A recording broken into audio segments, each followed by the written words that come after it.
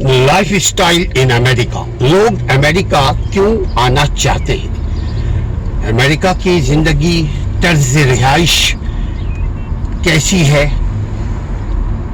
کیا سبوں کو معلوم ہے؟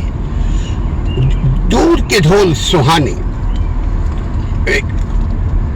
یقیناً امریکہ ایک ڈریم لینڈ ہے، لیکن بھائی جہاں آپ محنت کریں گے اس جگہ کو ڈریم لینڈ بنا سکتے ہیں. اب سوال یہ پیدا ہوتا ہے، چونکہ قانون نہیں ہے، انصاف نہیں ہے، عدل نہیں ہے، کسی کے ساتھ انصاف نہیں ہوتا. اگر کسی کے ساتھ ظلم کوئی کرے تو کوئی اس کا مسیحا نہیں. عدالتوں میں جائے تو بقیہ جو کچھ پونجی ہے، بچا ہوا پیسہ ہے، وہ بھی لٹ جاتا ہے. سالوں لگتے ہیں انصاف کے حصول میں، وکیل سے لے کر پولیس اور پولیس سے لے کر عدالت کے عملے سب کے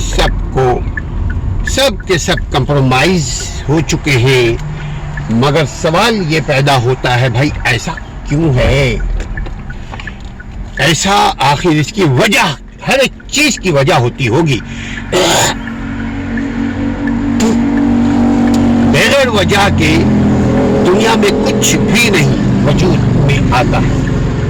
اس کی پہلی وجہ کہ عوام ایسے نمائندوں کو چوز کرتے ہیں، ایسے نمائندوں کو چوائس کرتے ہیں جو عوام کے بھلے کے کام کرنے کے بجائے وہ اپنی ذات کے بھلے کے لیے کام کرتے رہتے ہیں.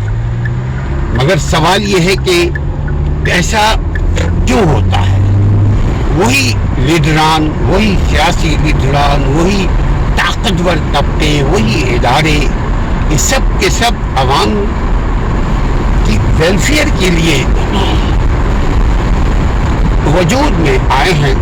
لیکن اس کے باوجود وہ عوام کی خدمت کرنے کے بجائے اپنے بال بچوں کی خدمت، اپنی ذات کی خدمت، اپنے املاک کی خدمت، اپنے مال میں اضافے کرنے کی جستجو میں لگے رہتے ہیں. اس کی وجہ کیا ہے؟ اس کی وجہ یہ ہے کہ عوام جب ان کو ووٹ دیتے ہیں، ووٹ دینے سے پہلے دیکھتے نہیں کہ ان کی کیا حیثیت ہے، جن کو ووٹ دے رہے ہیں ان کی صلاحیت کیا ہے، جن کو ووٹ دے رہے ہیں وہ خود کتنے انصاف پسند ہیں.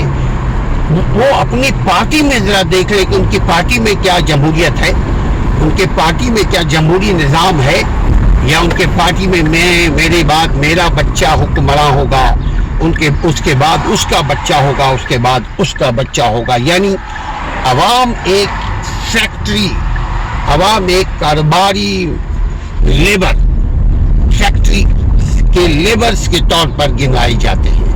اور پھر جو ہی الیکشن کا وقت آتا ہے وہ عوام کے پاس حاضر ہو جاتے ہیں کہ ہم تمہاری خدمت کریں گے، جبکہ وہ عوام جانتی ہے کہ یہ ان کی خدمت نہیں کریں گے بلکہ اپنی ذات کی خدمت کریں گے. لہذا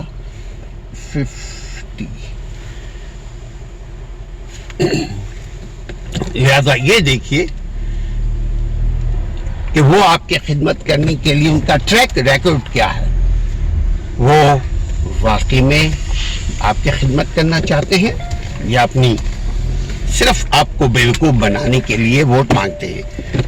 اچھا، اب جو قبول کرنے والے طاقتور طبقے ہیں، اب ان کو بھی پرواہ، وہ بھی سمجھ چکے ہیں کہ عوام ایسے ہی ہے، عوام کی کوئی ویلو نہیں ہے، عوام عقل مند نہیں ہے، عوام سوچ نہیں ہے.